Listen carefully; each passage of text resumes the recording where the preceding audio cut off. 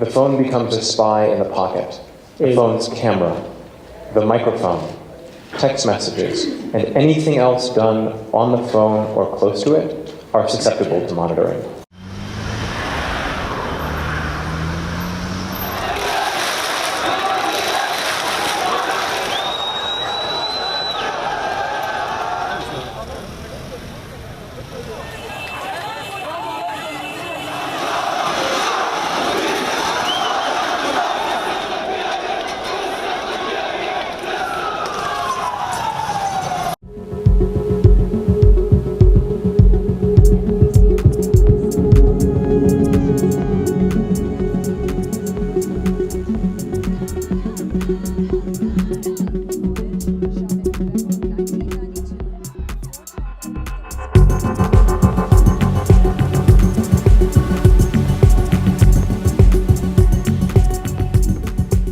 I don't believe that. No, I don't think the Israelis were spying on us. I really would find that hard to believe.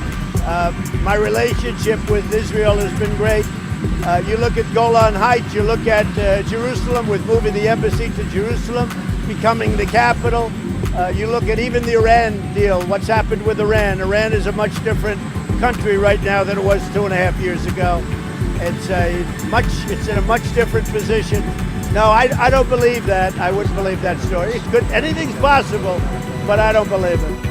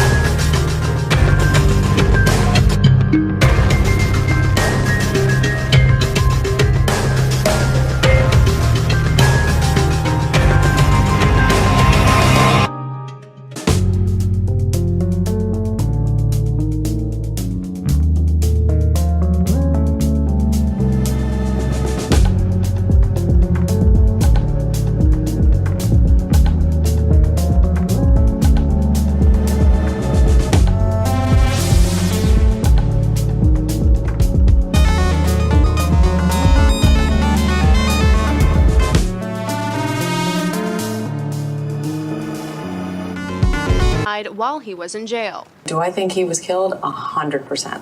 Yes, I do. Because he made his whole living blackmailing people. There were a lot of men in those planes, a lot of men who visited that island, a lot of powerful men who came into that apartment. An adamant denial tonight from Israel, following a report claiming that its intelligence services planted cell phone surveillance devices near the White House and other sensitive locations in Washington, D.C. Absolutely not. We have a directive. I have a directive. No intelligence collection in the United States, no spying, and it's rigorously enforced without any exceptions. It's complete fabrication. Politico reports that according to former senior U.S. officials, Israel was most likely behind a series of electronic spying devices known as stingrays. The goal, the former officials tell Politico, was to spy on top White House staff and the president, who is known to often use a cell phone, whose security has been repeatedly questioned. If I were a foreign intelligence officer in Washington, I would want to listen into his calls and his closest aides. In April 2018, the Department of Homeland Security confirmed to Oregon Democratic Senator Ron Wyden that they found stingray-like activity in Washington, but did not say who was behind it. That can really be an entry point, a glide path for people who represent an extraordinary danger to our country. A stingray is technically known as an IMSI catcher. It simulates a cell tower, tricking cell phones into connecting to them. The stingray can then capture location, calls, texts, and other data streams. Extremely valuable information on potentially very serious subjects. U.S. security officials say it's possible that Israel could buy these devices anonymously and use them as part of their U.S. intelligence gathering. The Israelis have never stopped spying on us one way or another. You know, when they get caught, there's a slap on the wrist. And that slap on the wrist, if it ever happened, wasn't made public. Now, we asked the FBI, the CIA, the National Security Council, and others for comment, but they all declined. Of course, this White House is extremely close to Benjamin Netanyahu, actively supporting his often controversial actions. And it works like this. And the reality is they had bugged one of his few friends and contacts using software created by an Israeli company.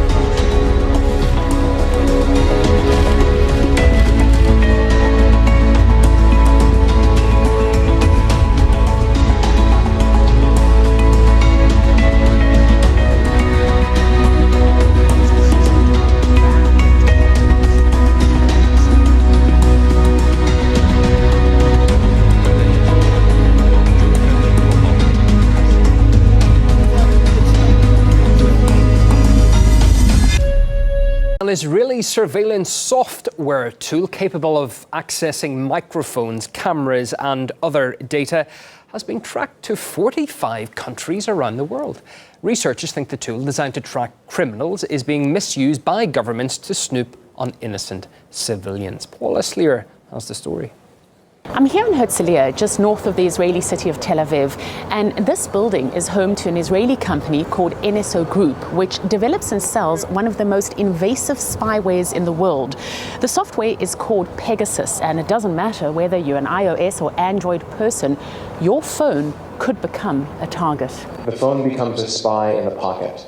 The phone's camera, the microphone, text messages, and anything else done on the phone or close to it are susceptible to monitoring. WhatsApp might tout itself as a secure messaging platform, but even that hasn't saved it from being affected by spyware called Pegasus. Now, Pegasus, which has been developed by an Israel-based technology firm known as NSO Group, allows the hacker to access the phone's camera, microphone, files, photos, and even encrypted messages and emails. And remember that it affects both Android and iOS devices. So how does it affect the phone? Well, the hacker just needs to WhatsApp call the phone that he wants to infect. The receiver doesn't even need to answer the call, and the phone still gets infected. You can also send Pegasus via emails and text messages. The phone becomes a spy in the pocket. The phone's camera, the microphone, text messages, and anything else done on the phone or close to it are susceptible to monitoring. The phone becomes a spy in the pocket. The phone's camera, the microphone, text messages, and anything else done on the phone or close to it are susceptible to monitoring. WhatsApp has sued NSO Group, alleging that it is at fault for this mishap. It also has a list of all the users that have been affected by Pegasus, but we still don't know the exact number of affected users. Apart from that, there is absolutely no other way to be sure, as the spyware doesn't account for any unusual activity or software lags on your phone. Pegasus just sits inside the device and quietly keeps feeding information to the hacker. What's worse is that there is no way to get rid of this spyware apart from discarding the phone entirely. Even if you factory reset the phone, it still doesn't kill it. So the people who have been affected should just discard the phone, and when they buy a new phone, they should install all the updated versions of all apps. You should also change passwords of all cloud-based websites you log into, as Pegasus gains access to all the passwords you had on your older phone. This is the only way to be sure and safe. Be breaching innocent people's privacies and some countries' laws against cross-border hackers. Citizen Lab tracked the malware in as many as 45 countries, among them 6 states with a history of abusing spyware to target civilian society.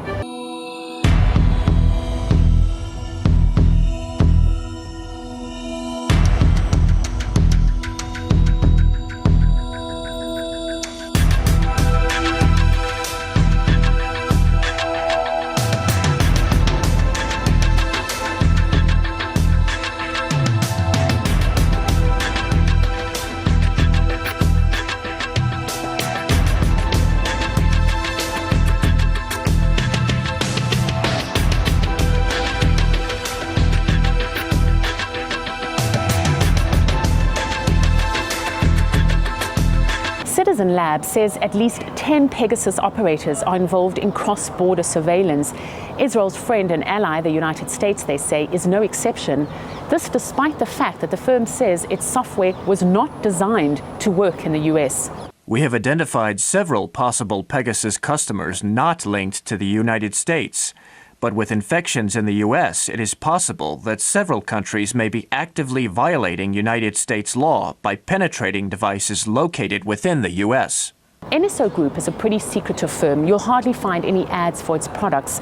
According to the New York Times, who obtained papers from people who had dealings with the group, its proposal says, you can remotely and covertly collect information about your target's relationships, location, phone calls, plans and activities, whenever and wherever they are.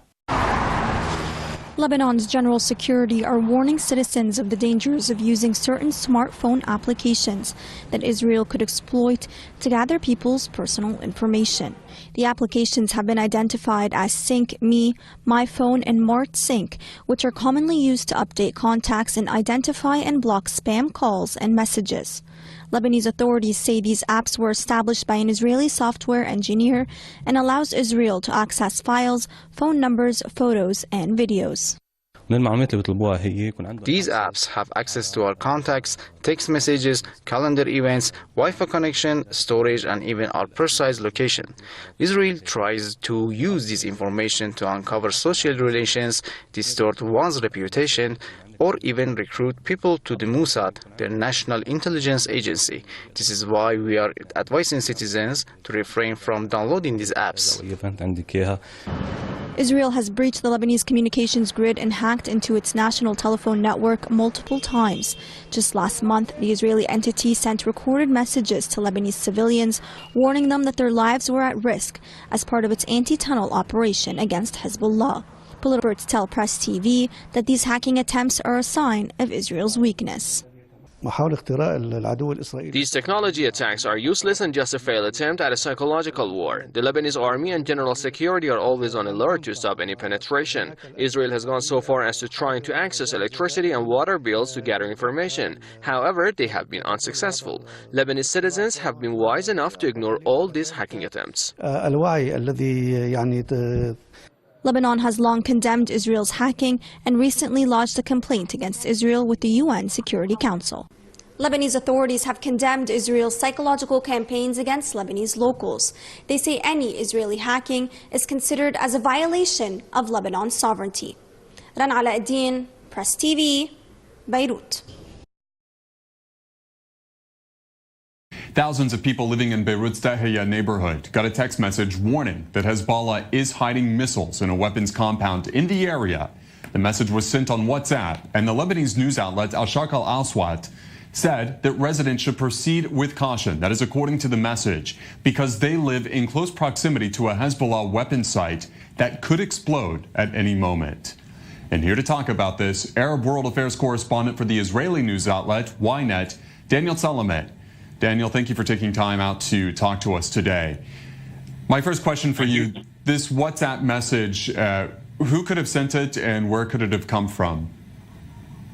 Well, the sender is unknown. The numbers are unknown. This is not the first time that we are hearing news about similar messages that are being sent to Lebanese citizens. But this time it came less than 24 hours from their declaration that there was, in fact, no missile hidden inside the Beirut football stadium. The message said Facebook has taken down hundreds of pages, groups and accounts linked to an Israeli group suspected of attempting to disrupt elections in Africa, as well as in Latin America and Southeast Asia.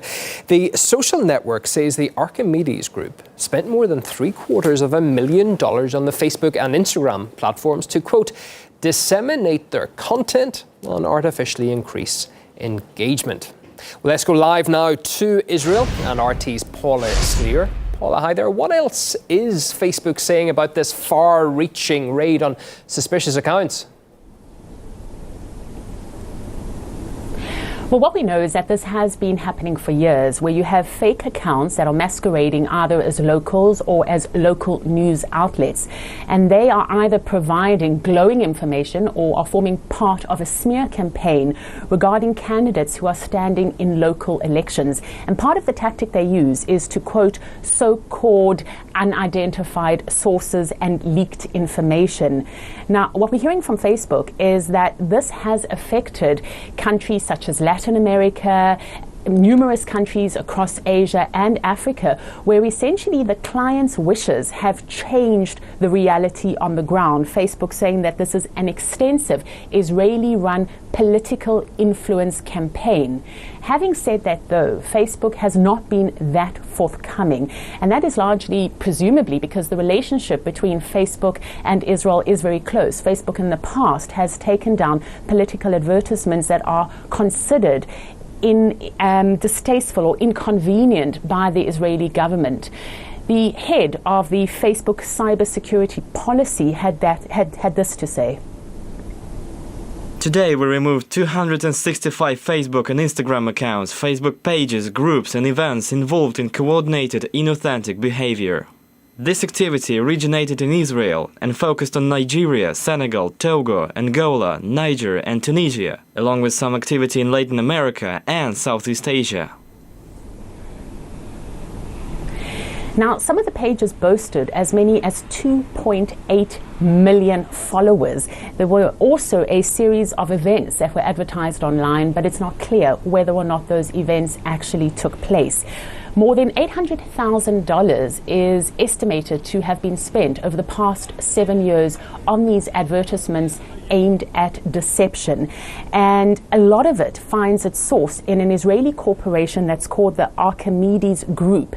Now, we have asked the group for comment, but we're still waiting to receive a response from them. At the same time, a lot of the people or the organizations involved have concealed their identities. Now, there was a similar case with another Israeli organization whose motto was to shape reality. Now, it was forced to close its doors after it was implicated in the whole Mueller investigation, and it was criticized and came under fire for possible involvement in the Donald Trump presidential election. So we need to wait and see how this story itself develops. All right, thanks for taking us through for now. That's RT's Paula Sleer live in Tel Aviv. Facebook shuts down a prominent Palestinian page. Says 5 Pillars. Facebook deletes the page of influential Palestinian news website. The Palestinian Information Center actually had 5 million followers, and apparently Facebook has just taken down the page, first of all with no prior warning and certainly with no explanation. This is of course a huge resource for informing people about the plight of the Palestinians, and of course this is part of the wider fight, if you like. It's not just that Palestine is occupied, there's a war against the Palestinian people. Israel is trying to control the narrative. And by any means the online world and social media is the new battlefield for any conflict these days, isn't it? Precisely, and I think some people would say that actually the information spread over the the last few years is partly the reason why support for the Palestinians has grown. There's a widening chasm, if you like, between public perception and government policy. People can now see the reality, and of course this is a great threat to Israel. And it shows how much clout Israel has with organisations like Facebook. So now to the tweets, Richard. Precisely. Let's look at the first for a tweet from Shao, who says, Facebook's pro-Israeli and anti-Palestinian bias, having gone overboard, is coming to the notice of more people. Personal pro-Israeli affiliation at the highest management levels should not lead to double standards when it comes to censoring content. Thank you. And Jolia says, Facebook is censoring Palestine. According to an agreement with Israel, Facebook is complicit in the crimes Israel commits against the Palestinian people. And of course, the Palestinians have come under fire in Gaza over the last few days. And of course, we'll be keeping a close eye on developments. Yes, and I believe that Israel has actually bragged that Facebook has positively responded to 90% of its complaints. So there you go.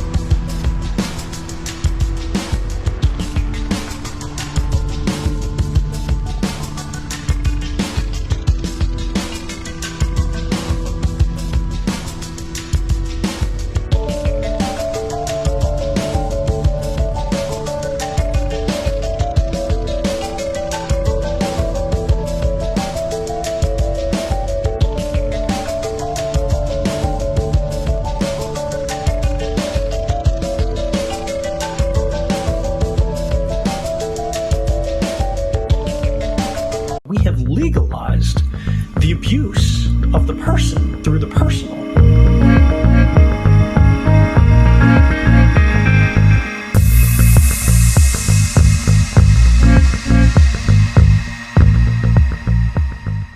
We have entrenched a system that makes the population vulnerable for the benefit of the privileged. Yes, these people are engaged in abuse, particularly when you look at a Google, an Amazon, a Facebook. But their business model is abuse. And yet every bit of it, they argue, is legal.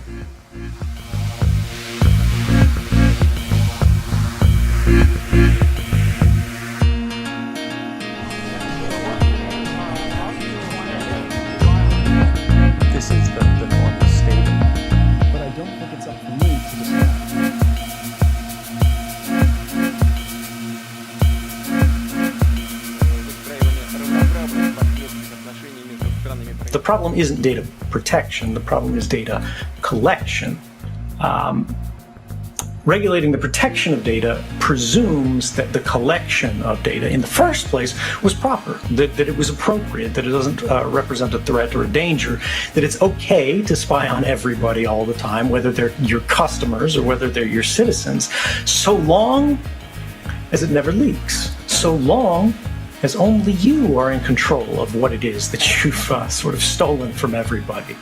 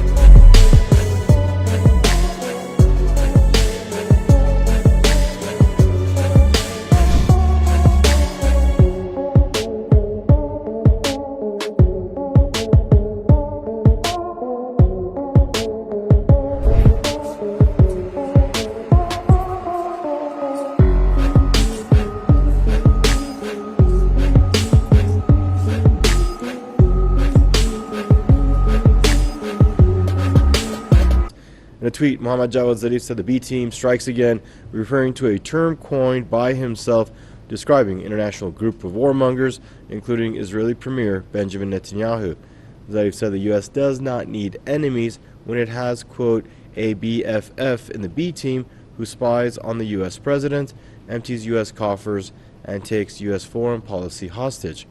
Top Iranian diplomat was alluding to Netanyahu after reports said that Israel had spied on mobile phones near the White House. Trump, who calls himself the most pro-Israel president in U.S. history, has said that he does not believe the reports, describing his ties with Israel as great. Political analyst Ian Williams says Israel has a long history of espionage operations in the U.S., but no one dares to speak out of fear it could be an embarrassment for the Israeli lobby. Well, look, the news that Israel is spying is not really news. It's the famous dog bites man story. We have somebody who is still on parole for explicitly spying for Israel, Jonathan Pollard. He was stealing stuff from the State Department. The Israelis admitted it. The Americans never really pursued it for him, but in a rare pursuit of vindictiveness, the U.S. actually refuses to allow him to go to Israel on his parole. They have been spying for years. They have stolen nuclear equipment. They have stolen all sorts of equipment. Everybody knows this, but no one does. It's a bit like, if you remember at the time of the Israeli attack on the USS Liberty, the surveillance ship in the Eastern Mediterranean, the planes that were going to rescue it from the Israeli devastation were actually recalled in midair because it would create an embarrassment for the Israel lobby back in the US. This company will never comment on this, although it's one of the major stories that's not being written about. But how much of his friend, who was also in exile in Canada, who was basically just running a YouTube channel, they're kind of confiding in each other, informed these kind of efforts? And how much do these kind of operations happen every day in 1,000 different ways, where these companies, right, whether they're in Israel, whether they're somewhere else, go, this is not my problem. How is it that when we have privileged and capable industries in developed countries using their powers, right, not for saving lives, but for making money, to such an extent and to such a level of recklessness and irresponsibility that it actually starts costing lives, catching criminals. It's not something that's being used for saving lives and thwarting terrorist attacks. And they go by the name of the NSO group. And it works like this. They send you a time-sensitive text message, and it's got a link in it. It's something that you have that human impulse. You see it, you go, oh goodness, I need to check that and see what's going on with this. It could be a delivery thing for a package. It could be something that they've used, for example, in Mexico, where they say, there's people outside your house, a van, have you seen this? What's going on? And you go, oh man, I need to see what that is. You click it. As soon as you click the link, and everybody clicks the link, because they can try this 100 different times in 100 different ways, always from different number. Your phone now belongs to whoever sent you that message. Everything in the entire history of your phone, they can immediately copy. Everything that happens on your phone from that day forward, every place you go, everyone you call, everything you read, every photo you take, every audio note that's been on that, or actually because they can turn the microphone on remotely. They can turn the camera on remotely even when you haven't already taken a picture. Everything that just passes by this device now, everything that your phone is a part of, this company and their customers are now a part of. From a secret location, how much... The NSO group, in today's world, based on the evidence we have, they are the worst of the worst in selling these burglary tools that are being actively currently used to violate the human rights of dissidents, opposition figures, activists, to some pretty bad players. And so now I'm going to show you what the Israeli army is doing to support the left-wing view. Our goal is to try to provide as much information online as possible. Material that previously was the exclusive purview of traditional journalists is now available to everybody. It is well known nowadays that what happens on Facebook, Twitter, and YouTube has great influence on events as they occur on the ground. The internet, too, is a battleground. It is thus comforting to learn that the IDF employs soldiers whose job titles are new to the military world. The IDF now has soldiers who tweet, share, like, and more. We meet the soldiers of the IDF spokesman's unit, New Media Desk, on another routine day in which they surf the web's blogs and social networks. I also do all the routine things, updating the blog, updating the Twitter. I'm in constant contact with the film unit for pictures and videos and items. And I also do more emergent things like when we have questions from bloggers, when we need to set up phone briefings or face-to-face briefings. We deal with bloggers and we try to treat them the way that we treat journalists, but with recognition for the different ways that they operate. The team was founded when two soldiers came up with the initiative to open a YouTube channel during Operation Cast Lead. The channel had 11 million views over the past year and a total of 20 million views to date. The team was especially busy after the Marmara raid in May. The soldiers worked around the clock. The Gaza flotilla organizers were very savvy, I must say, in terms of their new media operation. Readers' response or talkbacks are also an opening for much anti-Israel and anti-Semitic content. The IDF blocked the option of talkbacks to videos on its YouTube channel. However, it promises that on other channels, which include a Facebook page that is about to be launched, serious and respectable comments will be allowed, and the IDF will answer them. We had comments open on our YouTube channel, and that did not work out particularly well. People were writing really horrific comments that were just incredibly inappropriate, and because it's our channel, our platform, we are ultimately responsible for everything that gets written up there, which is why we had to close comments. They're almost never moderate. While some have called this the hacker unit, the New Media Desk members stress that they do not engage in hacking enemy sites.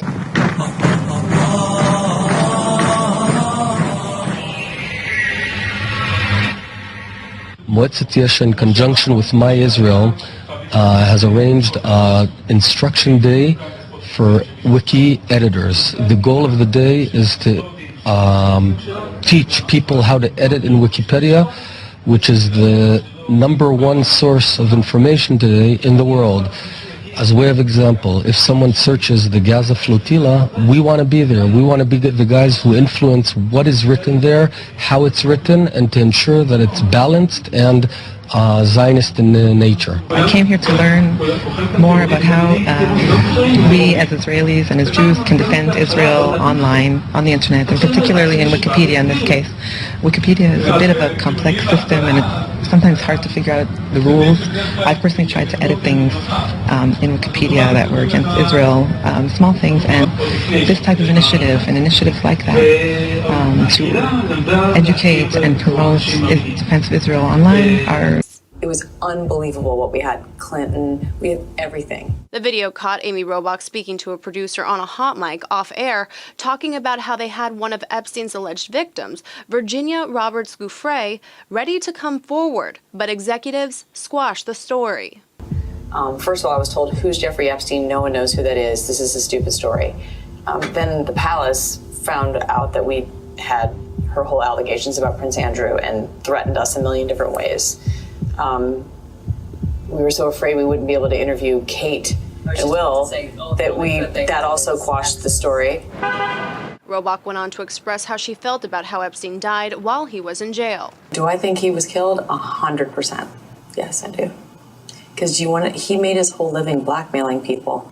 There were a lot of men in those planes, a lot of men who visited that island, a lot of powerful men who came into that apartment. Of a Mar-a-Lago party shows Trump giving Epstein his personal attention. The footage, shot in November of 1992, before Trump opened the resort as a club, shows the future president surrounded by cheerleaders.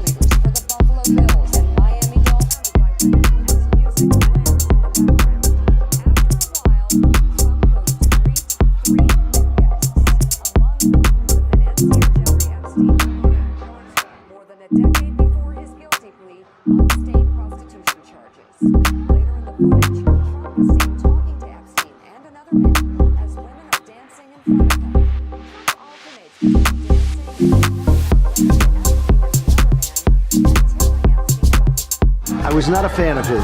That I can tell you. I was not a fan of his.